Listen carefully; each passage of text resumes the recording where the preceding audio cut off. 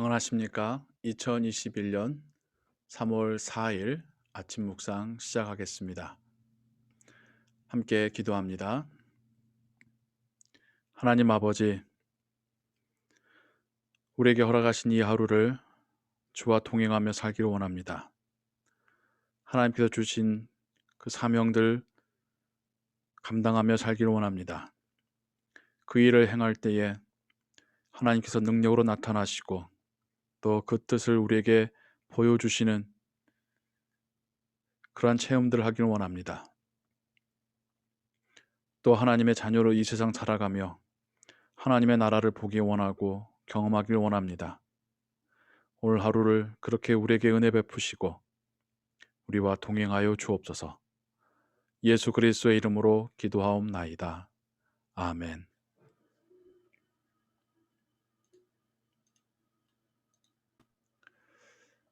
오늘 읽으실 성경은 출애굽기 7장에서 9장의 말씀이고요.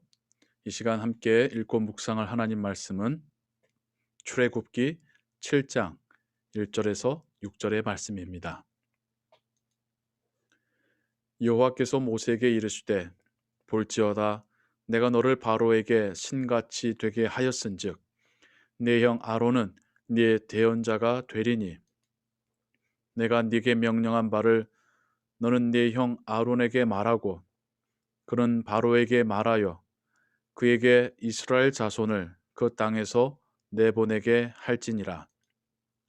내가 바로의 마음을 완악하게 하고 내 표징과 내 이적을 애굽 땅에서 많이 행할 것이나 바로가 너희의 말을 듣지 아니할 터인즉 내가 내 손을 애굽에 뻗쳐 여러 큰 심판을 내리고 내 군대 내 백성 이스라엘 자손을 그 땅에서 인도하여 낼지라.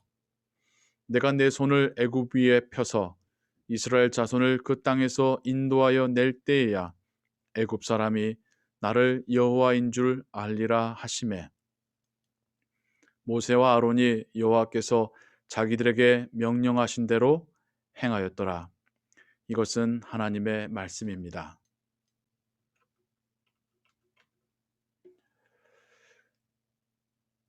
오늘은 하나님께서 모세와 아론을 통하여서 애굽 땅에 심판을 내리시는 장면의 그 시작을 함께 읽었습니다.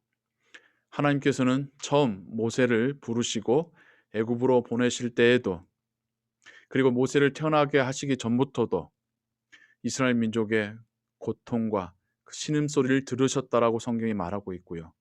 모세를 보내실 때에도 애굽이 하나님의 장자 이스라엘을 핍박하고 있는 것을 보고 알고 계셨다라고 보내고 계셨습니다.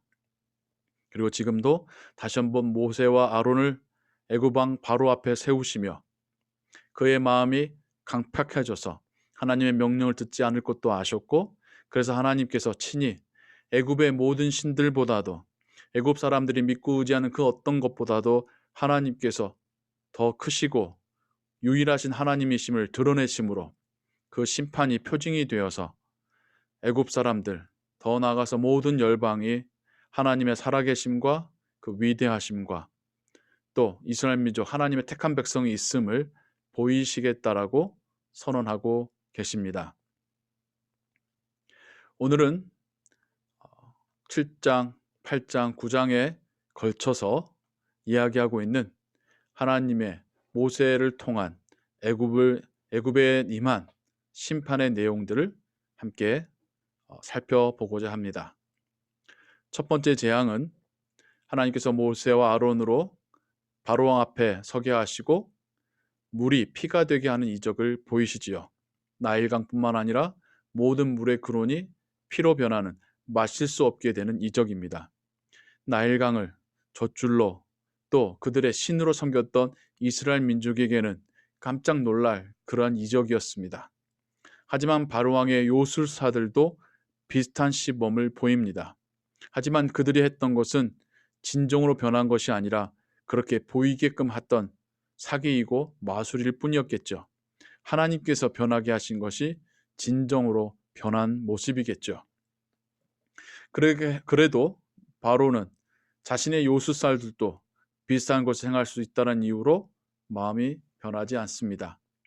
그리스도인들이 세상 가운데 나아가 하나님 말씀 보여주고 선포하여도 세상의 반응이 잘 움직이지 않는 것과 비슷한 모습이겠습니다.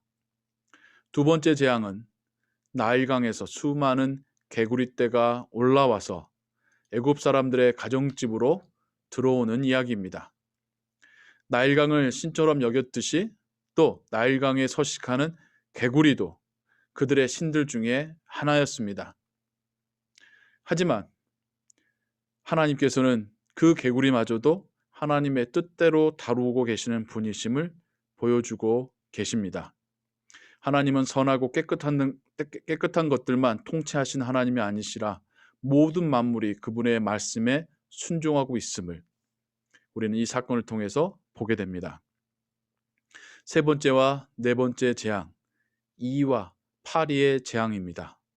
아주 조그만 그 벌레들로 인해서 온 땅에 이가 또 파리가 들끓게 되고 무엇보다도 그것으로 인해서 가축들이 오염이 되고 질병이 생기고 그래서 애굽 사람들이 자기들의 그 신들에게 그 가축을 제사하는 것을 할 수 없게끔 만드신 사건이 바로 이 세 번째와 네 번째 재앙의 의미입니다.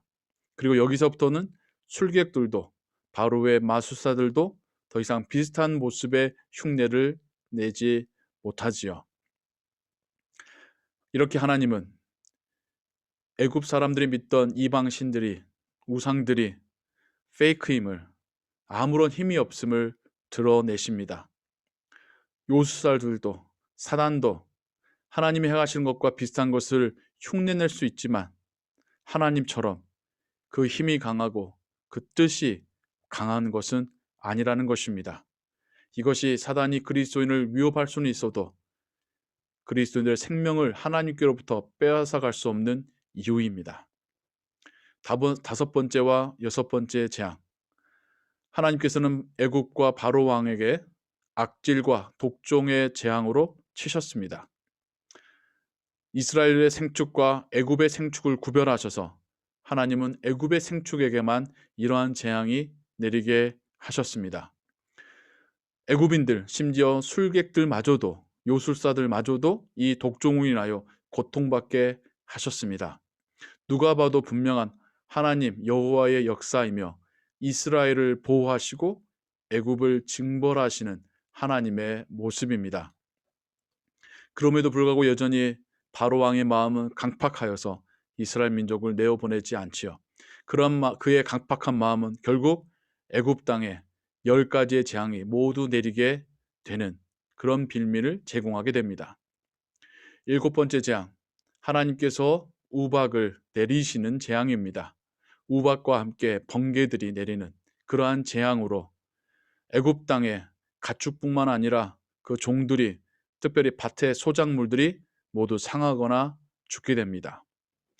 애굽의 식량에 재앙을 내리고 있는 하나님의 모습입니다. 당시의 사람들이 신을 믿었던 이유들은 자신들의 가축과 소작물을 위해서가 많았습니다. 하지만 그들이 믿는 신들, 이런 상황들 속에서 분명 애굽 사람들도 자기들의 신들에게 제사 지내고 기도하였겠지만 하나님께서 역사하심 앞에서는 그 어떤 것도 의미가 없고 힘을 쓸 수 없었다라는 것을 성경 우리에게 말해주고 있습니다. 하지만 이렇게 두렵고 거대한 재앙에도 불구하고 바로 왕과 그 신하들은 그 완악한 마음이 바뀌지 않았다라고 성경이 말하고 있습니다. 이와 반대로 우리가 하나님을 이런 경험을 하지 않았음에도 불구하고 믿고 있는 것이 기적입니다. 우리가 하나님을 믿는 것도 기적입니다. 하나님이 심판을 내리시는 것만이 기적이 아니라 하나님이 믿음을 주시고 구원을 주셔서 그것을 받게 된 것도 기적입니다. 우리는 그 기적으로 하나님의 자녀가 되었고 그리고 지금도 살아가고 있습니다.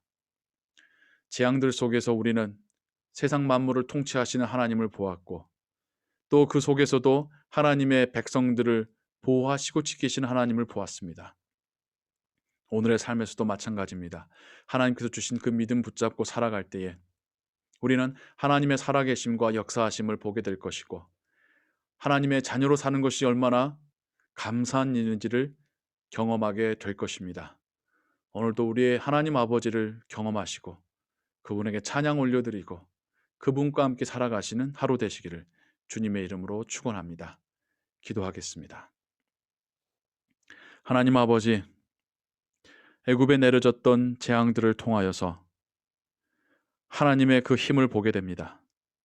그 어떤 것도, 심지어 애굽 사람들이 섬기던 신들마저도, 거대한 나일강이라는 자연마저도 하나님 앞에서는 그냥 피조물에 불과하다는 사실을 보게 됩니다. 그 하나님이 우리의 하나님 되심이, 우리의 아버지 되심이 얼마나 큰 은혜인지요. 우리가 그 하나님을 믿고 하나님의 자녀 되었다는 것이 기적입니다. 오늘도 우리는 그 기적 때문에 살고 계속해서 그 기적을 경험하며 살게 될 것입니다. 살아계신 하나님을 보고 경험하며 그분을 이 세상 가운데 보여주는 오늘 하루가 되게 하여 주옵소서. 예수 그리스도의 이름으로 기도하옵나이다. 아멘. 다 함께 주기도문 고백합니다. 하늘에 계신 우리 아버지여, 이름이 거룩히 여김을 받으시오며 나라의 임하옵시며 뜻이 하늘에서 이룬 것 같이 땅에서도 이루어지이다. 오늘날 우리에게 일용할 양식을 주옵시고 우리가 우리에게 죄 지은 자를 사하여 준 것 같이 우리 죄를 사하여 주옵시고 우리를 시험에 들게 하지 마옵시고 다만 악에서 구하옵소서. 대개 나라와 권세와 영광이 아버지께 영원히 있사옵나이다. 아멘.